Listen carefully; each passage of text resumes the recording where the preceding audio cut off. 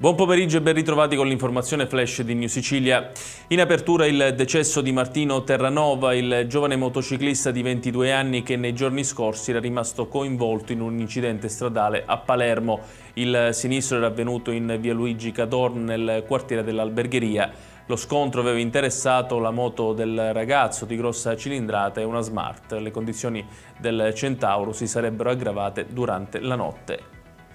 I familiari di Ayman Sertil, ragazzo di 16 anni ritrovato semicarbonizzato a Merì in provincia di Messina, escludono la pista del suicidio e sostengono che il figlio sia stato ucciso. Sembrerebbe infatti che il giovane avesse appuntamento con qualcuno che gli avrebbe potuto tendere una trappola. Il cadavere del sedicenne è stato rinvenuto ieri in una zona di parcheggio poco lontano da Piazza Italia 90. Sin dai primi momenti la pista più accreditata è stata quella del suicidio. Accanto al corpo semicarbonizzato di Ayman è stato trovato un contenitore con del liquido infiammabile. Tragedia invece a Licata, in provincia di Agrigento, dove una donna di 68 anni è deceduta a seguito di una scarica elettrica.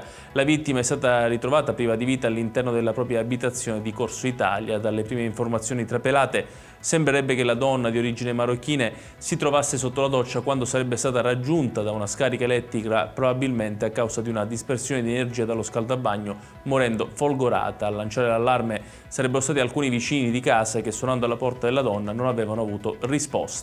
È in chiusura l'emergenza migranti a Lampedusa, ancora a teatro di numerosi sbarchi. Durante la notte sono giunti 472 migranti a bordo di 8 piccole imbarcazioni. Ieri erano approdati 925 persone. Attualmente nell'hotspot di Contrada Imbriacola ci sono quasi 2800 ospiti a fronte di poco meno di 400 posti disponibili.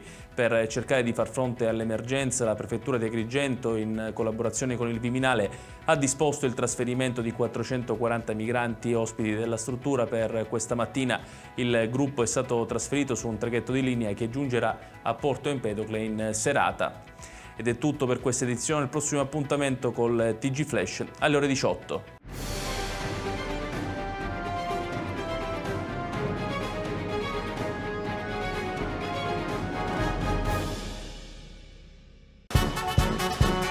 Benvenuti al Carnevale di Acireale.